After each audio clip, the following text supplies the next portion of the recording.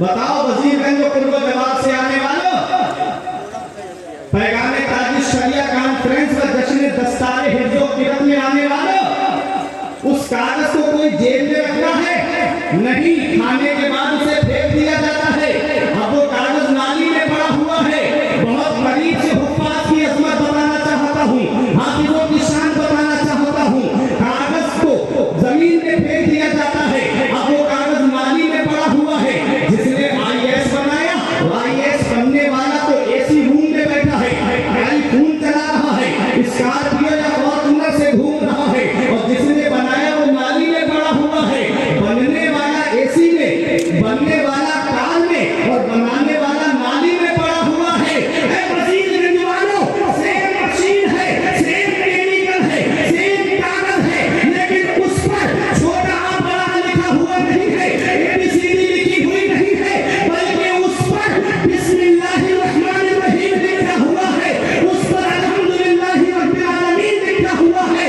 कोई आलिम फतवा नहीं देगा, कोई मुफ्ती फतवा नहीं देगा, कोई मुहद्दिस फतवा नहीं देगा। रब इंसान फरमाता है ला यमस्सुहु इल्लल मुतहहरून, इस कागज को छूना भी मत जब तक वुजू न हो, बगैर वुजू के इस कागज को छूना भी मत। अब आपकी मोहब्बत का इम्तिहान कि जब कागज पर कुरान लिख जाए, जब कागज पर कुरान लिख जाए तो कागज अजमत वाला हो जाए, तो जिन हाफिज के सीने में कुरान के 30 पारे, उस हाफिज की अजमत कागज पे कुरान लिख जाए तो कागज अजमत वाला हो जाए, तो जिस हाफिज के सीने में कुरान के 30 पारे हैं, उस हाफिज के सीने का क्या हालत होगा, उस हाफिज की शान क्या होगी, उस हाफिज का रुतबा क्या होगा। हाफिज कुरान जब इस दुनिया से जाता है, सुनो बाअमल हाफिज कुरान की मैं बात कर रहा हूँ। देखो जब बाअमल हाफिज कुरान कब्र के अंदर जाता है, मेरा रब जमीन को हुक्म देता है ला तअकुली लहमा, इसके जिस्म को मत खाना, इसकी मिट्टी को मत खाना, इसके जिस्म को मत खाना। देखो मिट्टी को हुक्म दे रहा है मेरा रब। मिट्टी का काम क्या है? मिट्टी का काम है गलाना, मिट्टी का काम है सड़ाना। आप दाना जमीन के अंदर डालते हैं, दाने को सड़ा देती है मिट्टी, उसी से पौधा निकलता है। आप लोहा जमीन के अंदर डाल दें, उसे भी गला देगी। मिट्टी का काम गलाना है। लेकिन हाफिज कुरान की शान देखो, रब फरमाता ला तअकुली लहमा, इसके जिस्म को मत खाना, इसके गोश्त को मत खाना। तो मिट्टी क्या जवाब देती है? मिट्टी कहती है मौला मैं उसके बदन को कैसे खा सकती हूँ जिसके सीने में तेरा कलाम मौजूद है। तो दुनिया की किताबों पे नजर बांध रखना, बच्चों को पहले हाफिज कुरान बना लो, बख्शिश की राह मोमिन को आसान बना लो, अपने लिए निजात का सामान बना लो। दुनिया की किताबों पे नजर बांध रखना, बच्चों को पहले हाफिज कुरान बना लो, क्योंकि जिसके सीने में कुरान होता है उसके सीने को जहन्नम की आग नहीं जला सकती। आओ दूर लेके नहीं जाऊंगा, बरेली शरीफ की सरजमीन पे लेके चल रहा हूँ। वहां पर एक अल्लाह का नेक बंदा आराम कर रहा है, जिसे दुनिया वाले हाफिज रहमत अली खान के नाम से जानते हैं। जब बाकरगंज में जामिया नूरिया की तरफ जाएंगे तो एक मोहल्ला पड़ता है सिटी की तरफ से हुसैन बाग, वहीं एक कब्रिस्तान है, इसी के अंदर हाफिज रहमत अली खान आराम कर रहे हैं। कुरान के हाफिज हैं, सीने में कुरान है। और शान ये है कि जब पीलीभीत की जामा मस्जिद, जो दिल्ली की जामा मस्जिद की हूबहू कॉपी है, उसकी बुनियाद का जब नंबर आया तो ये शर्त रखी गई कि वो बुनियाद रखेगा जिसकी न नमाज तहज्जुद कज़ा हुई हो और न सुन्नत गैर मुअक्कदा कज़ा हुई हो। बड़े से बड़े आलिम कदम पीछे हटा देते हैं, अपने वक्त का नवाब आगे बढ़ा। नवाब हाफिज रहमत अली का आंखों से आंसू पोंछ के बोले आज मेरा राज खुल गया, मैं ही वो शख्स हूँ जिसकी न तहज्जुद कज़ा हुई है न सुन्नत गैर मुअक्कदा कज़ा हुई है। उन्होंने जामा मस्जिद की बुनियाद रखी थी। जब देश की आजादी का मामला आया, जब देश को आजाद करने का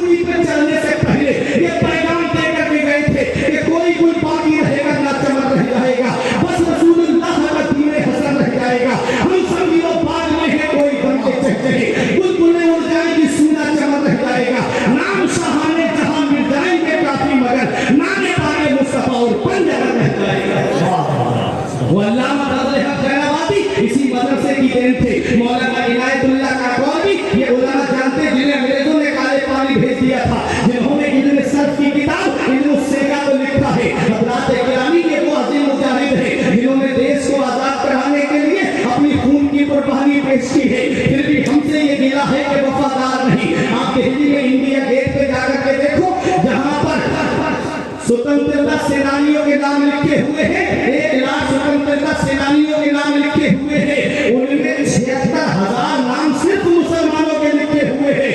अंग्रेजों का खुद कहना है कि जब हमने आखिरी मुगल बादशाह बहादुर शाह जफर को दिल्ली के लाल किले से गिरफ्तार किया, लेके चल रहे थे, तो चांदनी चौक में कोई दरख्त ऐसा नहीं था जिस पर किसी आलिम की गर्दन न लटकती हो, जिस पे किसी आलिम की गर्दन न लटकती हो।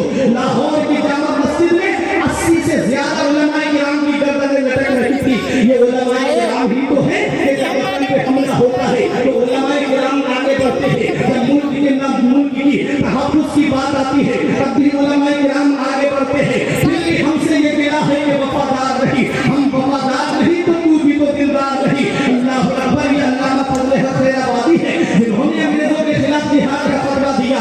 उसी जंग में अंग्रेजों से खिलाफ जो जंग हो रही थी, उसी में हाफिज रहमत अली खां भी थे। जब जंग हो रही थी, आपने फरमाया अपनी आधी फौज से ज़ोहर की नमाज का वक्त हो गया, कहा आधी फौज नमाज पढ़ेगी और आधी फौज अंग्रेजों से जंग करेगी। जंग के मैदान में भी मुसलमान नमाज के इतने पाबंद थे, तब कामयाबी हमारे कदम चूम रही थी, तब सरफराजी हमारे कदम चूम रही थी। आज घंटों हम मस्जिद के बाहर बैठ के बातें करते रहते, लेकिन एक दिल में ये ख्याल नहीं आता कि 10 मिनट मस्जिद में जाकर नमाज पढ़ने में लगते हैं। हम नमाज नहीं पढ़ने जा रहे हैं। बाहर बैठ के मेरी कौम के नौजवान मोबाइल पे व्हाट्सएप फेसबुक और ट्विटर पे अपनी निगाहें गंदी करते रहेंगे, लेकिन नमाज पढ़ने मस्जिद में नहीं जाएंगे। क्या समझते हो इस दुनिया में हमेशा रहने के लिए आए हो? क्या समझते हो इस दुनिया में हमें हमेशा रहना है? कभी दौलत पे घमंड होने लगे, कभी पैसे पे घमंड होने लगे, कभी सेहत पे घमंड होने लगे, कभी बेटों की नौकरी पे घमंड आने लगे, कभी बेटों की मुलाजिमत पे घमंड आने लगे, तो एक कप चक्कर कब्रिस्तान का लगा लिया करो। वहां तुमसे ज्यादा दौलत वाले लेते हैं, वहां तुमसे ज्यादा पैसे वाले लेते हैं, वहां तुमसे ज्यादा सरमाए वाले लेते हैं, वहां तुमसे ज्यादा हसीन और जमीन लेते हैं। वो जो कभी नाक पे मक्खी नहीं बैठने देते थे, आज वो जमीन के अंदर जाके उनके जिस्म की हड्डियों का नामो निशान मिल गया। इस दुनिया में हमेशा रहने नहीं आए हो। कुरान का दामन पकड़ लो, कुरान को मशाले राह बना लो, कुरान के बताए तरीके पे चलो। आज हम कुरान को हकीम तो कहते हैं, लेकिन कुरान से इलाज नहीं कराते। हकीम किसे कहते हैं? हकीम हिकमत वाले को कहते हैं। आज हमें कोई बीमारी लग जाती है, हम डॉक्टर साहब के पास जाते हैं। हमें कोई तकलीफ हो जाती है, हम हकीम साहब के पास जाते हैं। डॉक्टर साहब पेट में दर्द हो रहा है, हकीम साहब जिस्म में कमजोरी आ रही है, हमारा इलाज कर दीजिए। वो हमारा इलाज करते हैं। कभी हम कुरान के पास भी गए, कुरान हमारा इलाज करते। हमारे अंदर जो बीमारियां हैं, हमसे एक भाई ने पूछा, मौलाना हमारे अंदर कौन सी बीमारी है? मैंने कहा झूठ बोलने की बीमारी है, मैंने कहा कि सच न बोलने की बीमारी है, जिना करने की बीमारी है, शराब पीने की बीमारी है, अय्याशी करने की बीमारी है, चुगलखोरी करने की बीमारी है, मुसलमानों को आपस में एक दूसरे को सताने की बीमारी है। कभी गए कुरान की बारगाह में, कुरान तुमको हकीम है, हमारा इलाज कर दे। बता कुरान झूठ बोलने वाले की क्या सजा है? तो कुरान कहता है लानतुल्लाहि अलल काज़िबीन, झूठ बोलने वालों पर अल्लाह की लानत है। हमने कहा कुरान जिना करने वाले की क्या सजा है? तो कुरान कहता है ज़ानी व ज़ानी फजलिदू कुल्ला वाहिदिन मिनहुमा मिअता जल्दा, जिना कराने वाली औरत, जिना करने वाला मर्द, उन्हें 100 कोड़े मारे जाए। हमने कहा शराब क्या है? तो कुरान कहता है इन्नमल खम्रु वल मैसिर वल अंसाबु वल अज़लामु रिज्सुम मिन अमलिश शैतान। कुरान कहता है कि जुआ और शराब ये दोनों शैतानी काम है। हम कुरान से कभी नहीं पूछते, ये कुरान का ये बता जो शराब पीता है उसका अंजाम क्या होता है? शराब पीने वाले का अंजाम क्या है? सुनो तो मदीने वाले मुस्तफा ने फरमाया जो एक घूंट शराब का पीता है, अल्लाह 40 दिन की नमाजें कबूल नहीं फरमाता।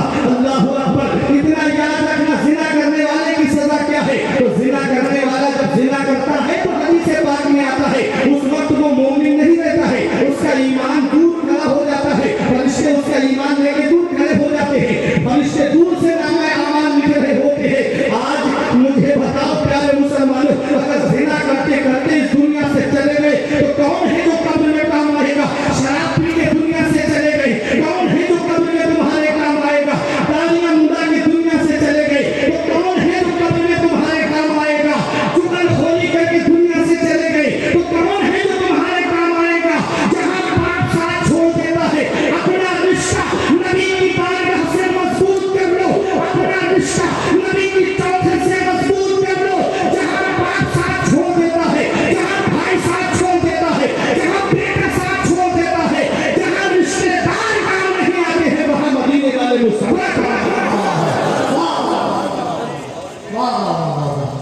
वहां नबी